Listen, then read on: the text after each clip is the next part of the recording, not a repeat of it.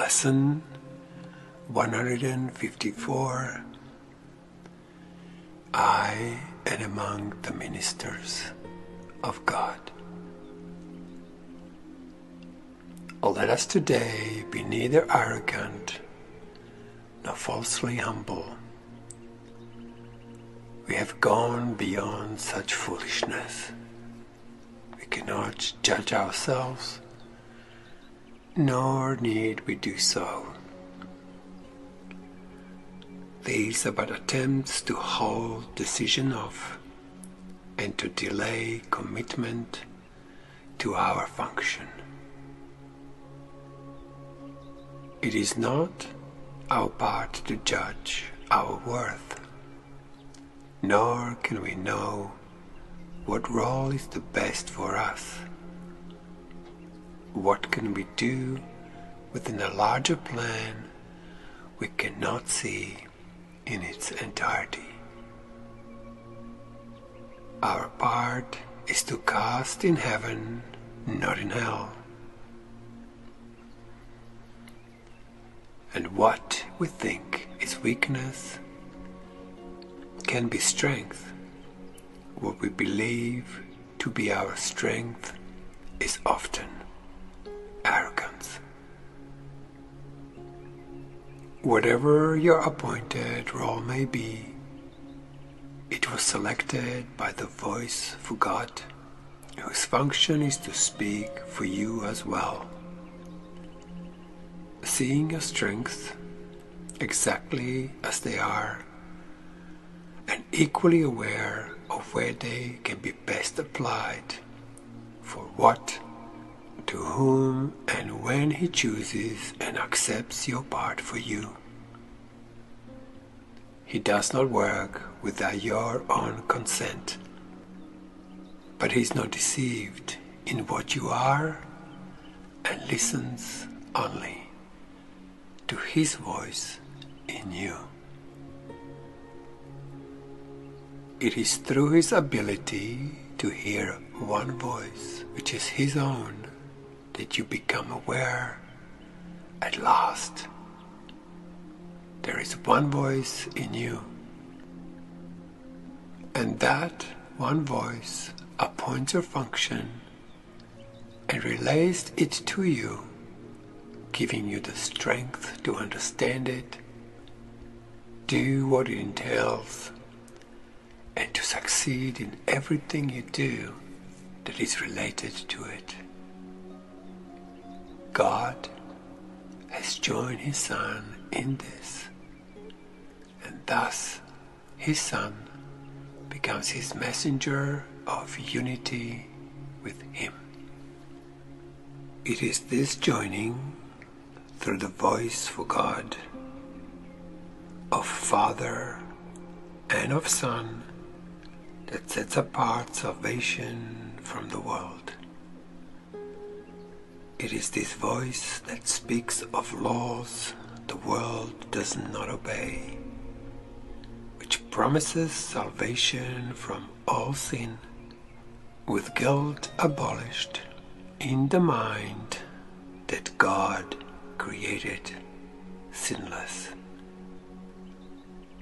Now this mind becomes aware again of who created it and of His lasting union with itself, so it's self, the one reality in which its will and that of God are joined.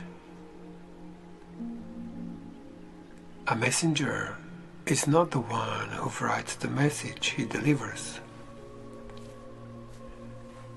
nor does he question the right of him who does, nor ask why he has chosen those who will receive the message that he brings.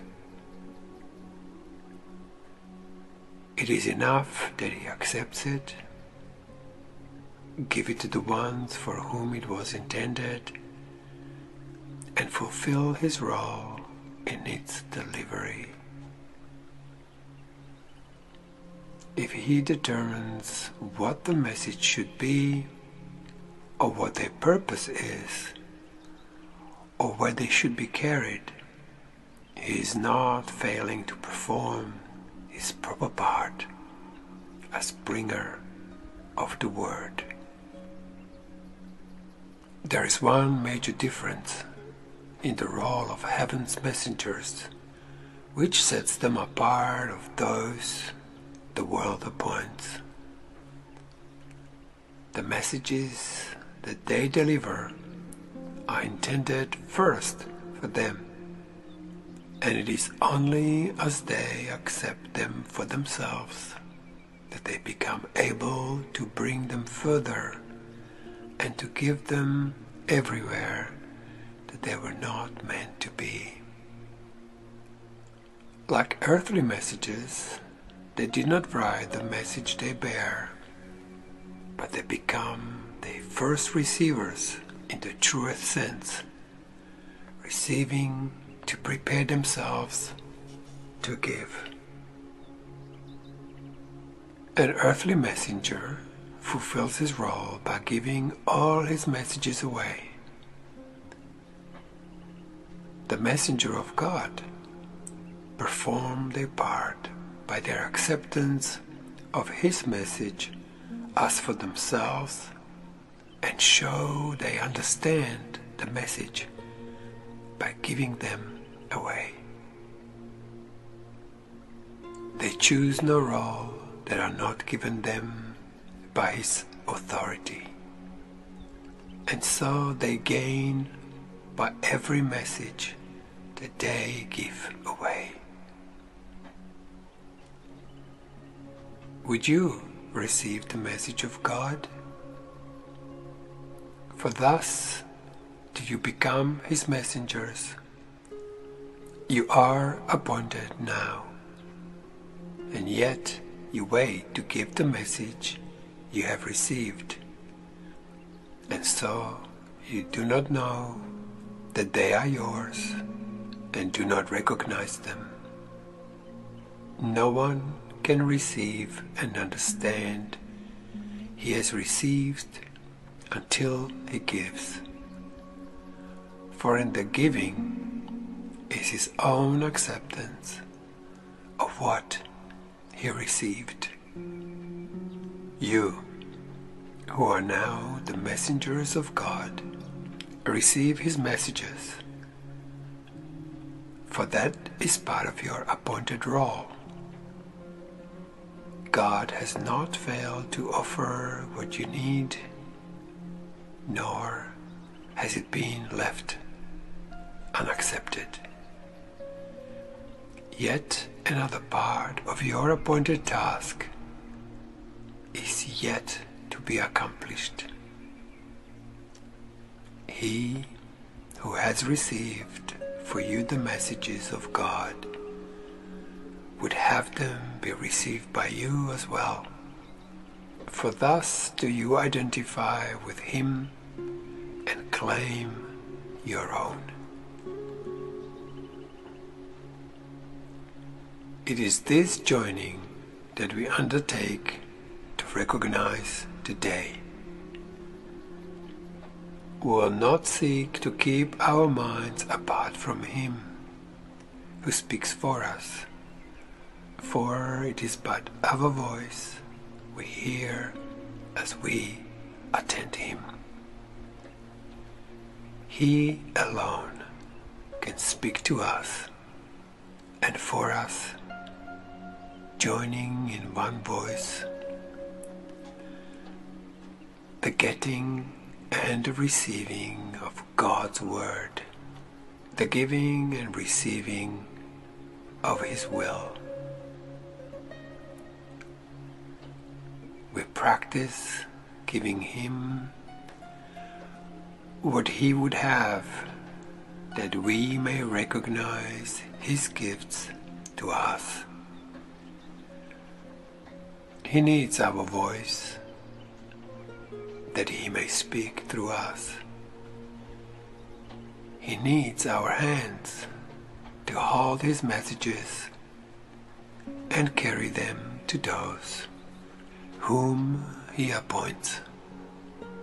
He needs our feet to bring us where He wills, that those who wait in misery may be at last delivered. And He needs our will united with His own, that we may be the true receivers of the gifts He gives. Let us but learn this lesson for today. We will not recognize what we receive until we get it. You have heard this said 100 ways, 100 times, and yet belief is lacking still. But this is sure, until belief is given it, you will receive 1,000 miracles and then receive 1,000 more, but will not know that God Himself has left no gift beyond what you already have, nor has denied the tiniest of blessings to His Son. What can this mean to you until you have identified with Him and with His own? Our lesson for today is stated thus: I am among the ministers of God,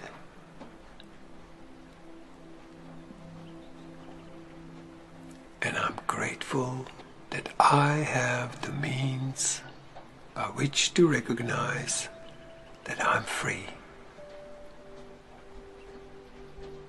The world recedes as we light up our minds and realize these holy words are true.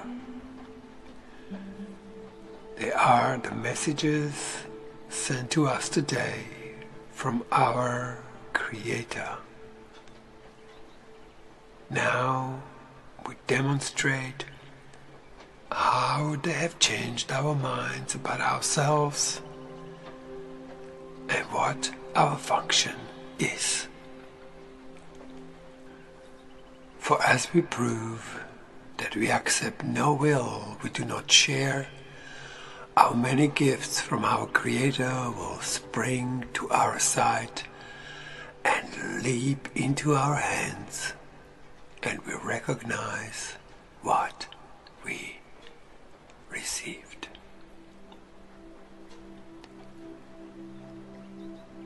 The end of lesson 154. I am among the ministers of God.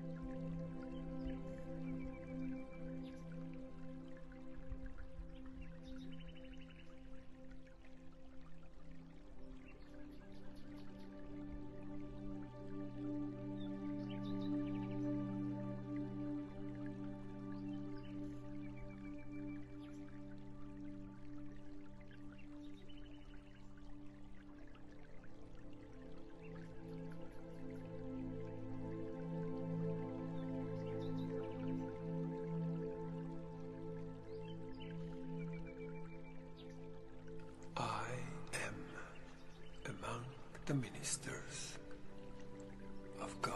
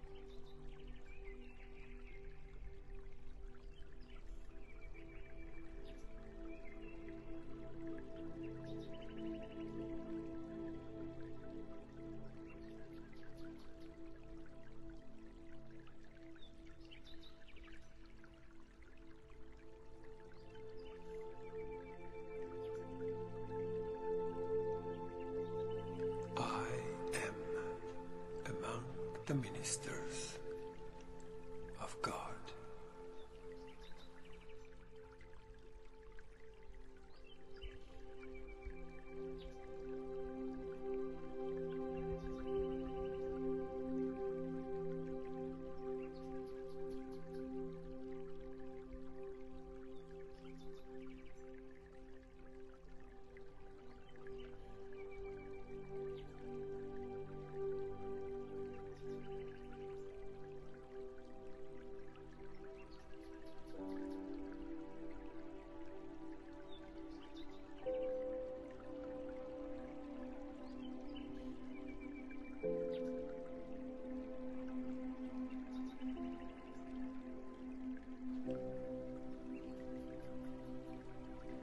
I am among the ministers of God.